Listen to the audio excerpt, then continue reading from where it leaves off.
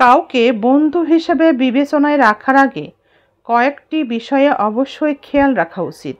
বন্ধুত্বের খাতিরে তার সাথে আন্তরিকতা গড়ে তোলার আগে অবশ্যই জেনে নেওয়া উচিত তার সাথে আপনার কোনো শত্রুর সাথে তার বন্ধুত্ব আছে কিনা।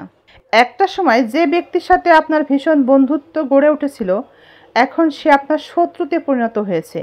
এমন কোনো বন্ধুর সাথে বর্তমানে ব্যক্তিটির সাথে বন্ধুত্ব আছে কিনা। ব্যক্তিটি বর্তমানে কোনো বন্ধুর সম্পর্কে খারাপ কিছু আমাদের সামনে বলছে কিনা। আরও বিবেচনায় রাখা উচিত বর্তমানে যে বন্ধু আছে সেই বন্ধুর কোনো একজন সম্পর্কে কেউ খারাপ বললে বন্ধু সম্পর্কে খারাপ কথা শোনার পরেও সে নীরবতায় আছে কিনা। তাছাড়া বন্ধু মহলে একজনের অনুপস্থিতিতে তার সম্পর্কে সেই বন্ধুটি কোনো বাজে মন্তব্য করে কিনা।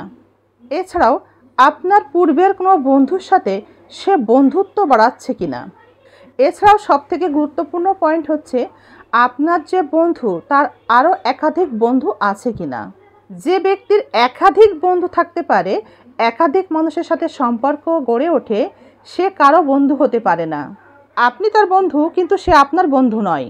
এই কয়েকটি বিষয় যদি কোনো ব্যক্তির মধ্যে থেকে থাকে সে কখনো আপনার বন্ধু হতে পারে না। আপনার সাথে বন্ধুত্ব সম্পর্ক তৈরি করার ক্ষমতা আসলেই তার মধ্যে নাই। একটি বন্ধু বাছাই করার সময় আমাদের এই বিষয়গুলো খেয়াল রাখা উচিত। এই বিষয়গুলো যে ব্যক্তির মধ্যে দেখতে পাওয়া যায় সে কখনোই কারো বন্ধু ছিল না। এই ধরনের ব্যক্তি সবসময় বেঈমান এবং স্বার্থপর হয়। এই ধরনের ব্যক্তির সাথে বন্ধুত্ব করা সত্যিই বোকামি।